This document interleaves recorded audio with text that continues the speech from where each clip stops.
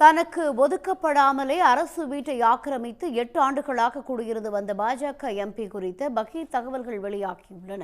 பஞ்சாப் மாநிலம் லூதியானா தொகுதி நாடாளுமன்ற உறுப்பினர் ரவ்னீத் சிங் பிட்டு தற்போது பாஜக சார்பில் மீண்டும் போட்டியிட உள்ளார்.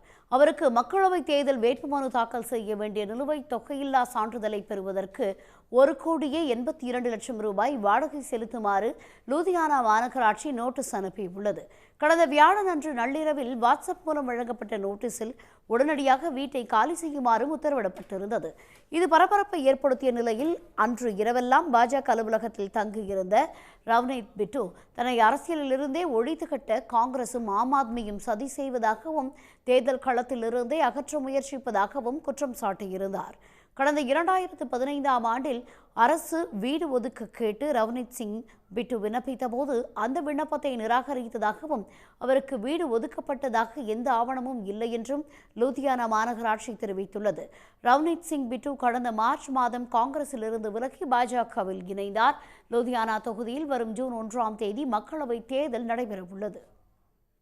உடனுக்குடன் செய்திகளை தெரிந்து கொள்ள சன் நியூஸ் பெல் ஐகானை கிளிக் பண்ணுங்க.